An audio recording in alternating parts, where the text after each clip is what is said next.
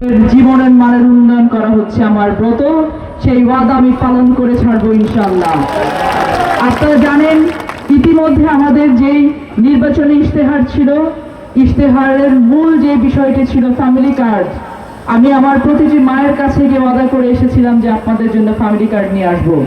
একটি pilot project হিসেবে সেই ফ্যামিলি কার্ডের যাত্রা ইতিমধ্যে শুরু হয়ে গেছে এবং আপনারা জানেন যে সেই পাইলট প্রজেক্টের ভিতরে আমাদের লালপুর উপজেলার গৌরীপুর এই যে ওয়ার্ডটি আছে 2 নম্বর ঈশ্বরদী ইউনিয়নের 9 নম্বর ওয়ার্ডটি এটি সংযুক্ত করা হয়েছে এবং ইতিমধ্যে বাছাই করা শুরু হয়েছে।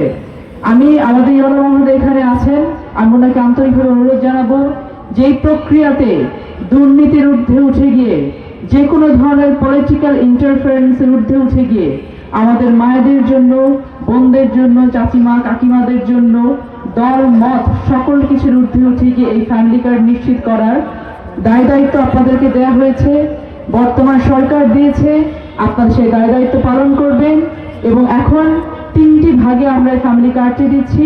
যারা অত্যন্ত দরিদ্র পরিবার আছেন, যারা কিছুটা দরিদ্র পরিবার আছেন এবং নিম্নবিত্ত পরিবার আছেন, শুরুর দিকে আমরা ঈদের আগে এই 3টি পরিবারে মহিলা সদস্যের কাছে মাসে 2500 টাকা করে ফ্যামিলি কার্ডে টাকা পৌঁছে দেব ইনশাআল্লাহ।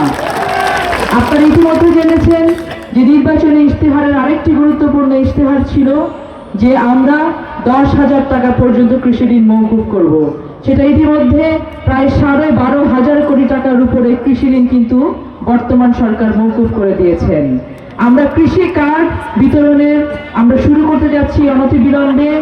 আমরা ঈদের আগেই আমাদের ইমাম, মুয়াজ্জিন, পুরোহিত, ফাদার, প্যাগোডাতে যারা কাজ করেন, যারা আমাদের ধর্মগুরু